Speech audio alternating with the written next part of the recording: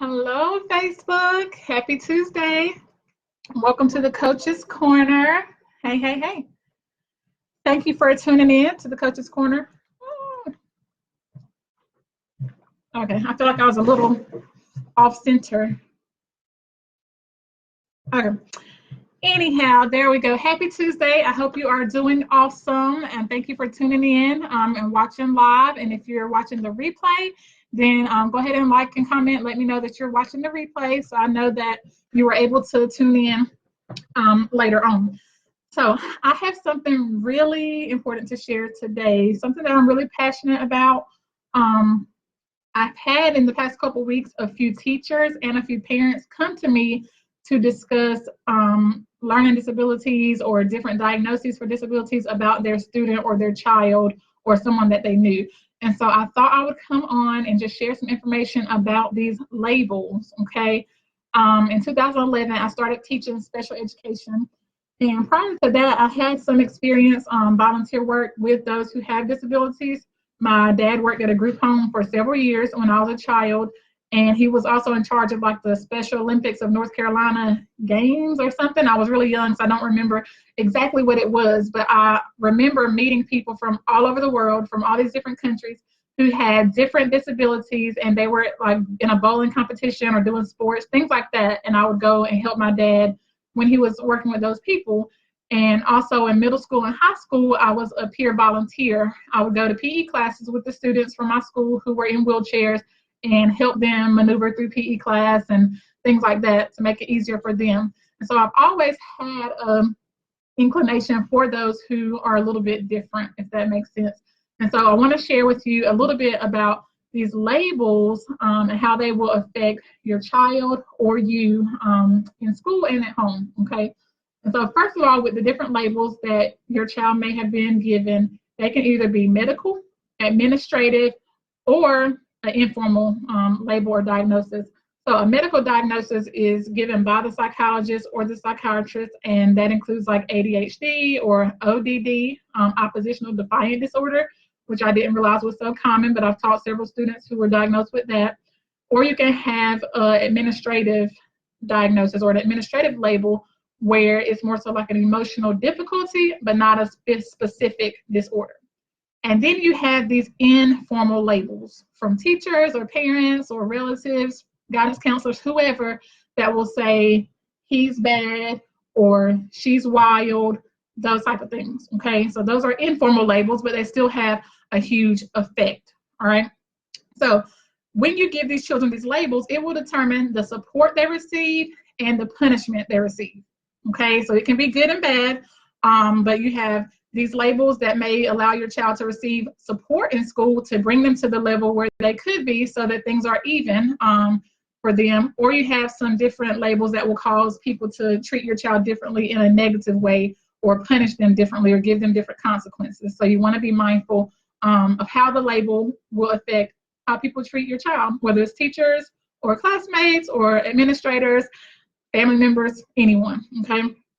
So what a lot of times people do when their child is diagnosed with a disability, they will lower their expectations. And that is what you do not want to do. Do not lower your expectations, at least not immediately until you figure out different things that you can do to help your child. But a lot of times I have teenagers who have disabilities and their parents pretty much gave up on them after the diagnosis. And that's the last thing you want to do as a teacher or parent, is to give up on them because they've been labeled with something that is different than everyone else in your family or your classroom, okay? So do not lower those expectations. Like I said, I've taught special education for 7 years, and I have very successful students. I think a couple of them are watching right now, but they have families and they make more money probably than me as a teacher makes, but they are extremely successful. They've gone to college, they're working in careers, welding, nursing, different things, okay? But I had the same expectations for them that I had for anyone else. It may have taken them a little longer to get something done, but I had high expectations for all of my students, no matter what disability they were diagnosed with. So that's the first thing. Do not lower expectations. The second thing is to get the child's input, okay? A lot of times I'll have a student who I need to give special attention to or extra help on math and reading. but they may have their math lesson for that week down pat or under control. They understand it, but they don't understand the reading assignment. So I would be a disservice to them if I only focus on the math and not the reading. But a lot of times I'll ask them, what are you struggling with? Or what do you think about this? What do you think about this teacher? What do you think about this assignment? What are some other ways you could learn this? And they'll be more than willing to let you know. So as a teacher or parent, get the child's input, get the teenager's input when they're talking about their accommodations in high school, because that's super important to them to not be labeled or to feel like they're being labeled by their peers, but they also want to get the help they need so that they can be successful. So just get their input. Yes, absolutely. It is definitely a good idea to have high expectations for them no matter what, okay? Don't lower those expectations. And then the other thing that I would do, which a lot of people don't agree with, I would not look at the files of my students until 5 to 7 days after I met them, okay? So I can get a huge sheet with accommodations that tells me about whoever many students in my class, they can get extra time, or they need modified assignments, or they need to be in a separate room with less people to not be distracted. So I would know what type of things I would have to do that semester, but I wouldn't know which kid it was for until after I met them, okay? So even with these labels for oppositional defiant disorder, or even labels as a bad kid, those didn't apply in my classroom from day one. Because once I met these children, the ones that were the sweetest to me had the worst record. The ones who behaved the best had the worst label or multiple disability labels, okay? So don't let that define them, right? That's just one part of who they are. That diagnosis is one part of who they are. And so I also want to think about the positive language that I use. That's part of that expectation. But instead of saying that this boy is shy, we say he's cautious or he's observant. Why is he not talking? Maybe he's seeing what else is going on. Maybe he's gathering his thoughts, but he's not shy and he didn't have to do the speech because he's shy. No, he's cautious, and we're going to work with him to see what he needs to do in order to feel confident in speaking. The same thing we talked about some kids who might be kind of rambunctious. We might say they're wild, they're crazy, out of control. I don't use that terminology. I'll say he's very active. He likes to play. He's an explorer.